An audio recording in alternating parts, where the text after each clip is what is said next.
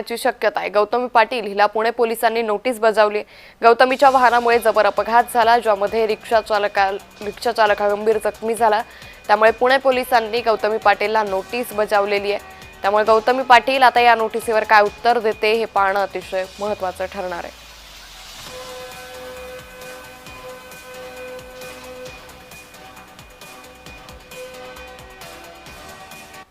Police Gautami पाटीलला पाठीशी घालतायत। जखमी रिक्षा चालकाच्या नातेवाईकांनी पोलिसांवर हा गंभीर आरोप केलाय। जखमी रिक्षा चालकाच्या कुटुंबियांचा सिंहगड पोलीस ठाण्याबाहेर ठिय्या आहे। तर गौतमी पाटील हिच्या गाडीनं झालेल्या अपघातानंतर पुणे शहरातील वातावरण तापलंय। अपघातात जखमी झालेले समाजी मरगळे यांच्या परिवारातील सदस्य सकाळपासूनच सिंहगड पोलीस ठाण्याबाहेर बसून होते। गौतमी पाटील ही त्या दिवशी गाडीत होती आणि अपघातानंतर गाडीतील सर्वजण पळून गेल्याचा आरोप जखमी रिक्षा चालकाच्या कुटुंबियांनी केला आहे।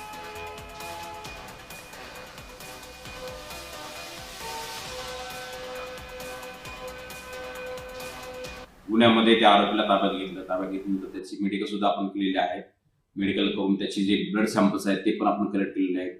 गाडी जप्त केलेली आहे। गाडीची आरटीओ पण चेकिंग आपण करून घेतलेलं आहे आणि जे आयरॅड मध्ये आपण जे ऍप आहे जे इन्शुरन्ससाठी आपण वापरतो ते सुद्धा ऍप मध्ये त्याची माहिती करून दिली आहे। ह्या घटनेसंदर्भामध्ये आता चौकशी केली असता त्याच्यामध्ये ही गाडी जी आहे ती गौतमी पाटील यांच्या नावावर असते त्याची पुन्हा नोंद झाली। त्याच्यामध्ये गाडीचे पेपर्स डॉक्युमेंट्स या सर्व तपासाच्या बाबी आहेत। त्या सर्व गोष्टी सध्या पोलीस सिंहगड पोलीस स्टेशन करत आहे। ज्या पद्धतीने तपास व्हायला पाहिजे तो तपास होताना दिसत नाही। मी आता साहेबांशी बोललोय आणि त्यांना हे सांगितलं की हा जो क्रेनवाला होता ह्या क्रेनवाल्याला कुणी फोन केला आणि ह्या जो जागेवर गुन्हा झाला त्या रिक्षामध्ये मरगळे नावाचा व्यक्ती बसलेला होता। तो रिक्षा ड्रायव्हर होता आणि गाडी साईडला होती। मोकळ्या गाडीला उभ्या राहिलेल्या गाडीला येऊन धडक मारली असेल तर ह्याच्यामध्ये 100% तो ड्रायव्हर हा दारू पिलेला असेल, कारण उभ्या राहिलेल्या गाडीला कोणी धडकू शकत नाही। तर या संदर्भात जखमी रिक्षा चालकाच्या नातेवाईकांसोबत बातचीत केली आमचे प्रतिनिधी अविनाश परबत यांनी।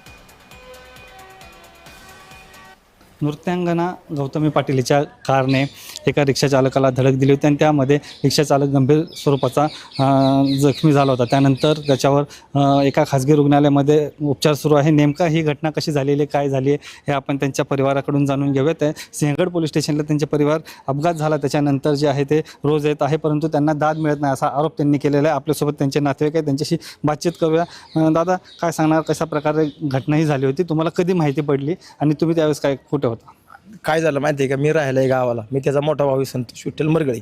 तर काय झालं, रोज भाऊ माझा पाठ 3-4च्या दरम्यान धंद्याला जातो। राजाराम आपलं नवले ब्रिज बशी पार्किंगला उभी केलेली रिक्षा साईडला उभी असणारी मागून ह्या गौतमी पाटील ताईंची गाडी आली, मागून ठोका दिला मजबूत, डायरेक्ट रिक्षा पलटी झाली।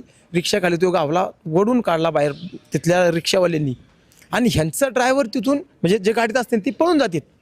भाऊ तिथं शेवटच्या सोनास मारण्याच्या दारात पडलाय, रक्ताचा थारोळ येते, त्या थारोळ्यात पडलाय आणि ही तिथं त्याला तसंच ठेवून 10-15 मिनिटात गाडी निघून जाते। म्हणजे त्यांची गाडी ठोकलेली गाडी घेऊन जाते, पण ह्याला दवाखान्यापर्यंत कुठल्याही पद्धतीने नेलेलं नाही।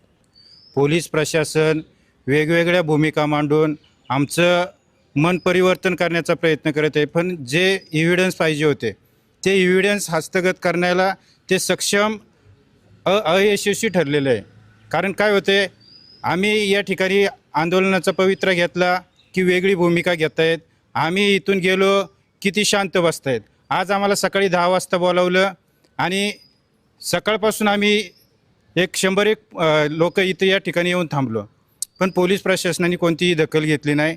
शेवटी आम्ही आंदोलनाचा इशारा दिला तेव्हा आता पोलीस प्रशासनाने आता एक गाडी CCTV फुटेज पाहण्यासाठी पाठवली। कुटुंबियांचं मागणी आहे की सरकारने यामध्ये लक्ष घालावं आणि जे पुणे आरोपी आहे यांना अटक करण्यात यावी अशी मागणी कुटुंबियाकडनं करण्यात येत आहे। अविनाश परबत, जय महाराष्ट्र न्यूज, पुणे। कार अपघातानंतर गौतमी पाटीलच्या अडचणी वाढणार असल्याची शक्यता आहे। गौतमीच्या कारनं धडक दिलेल्या रिक्षा चालकावर सध्या उपचार सुरू आहेत। गौतमीला उचलायचं की नाही, चंद्रकांत पाटलांनी DCPंना थेट फोन केला।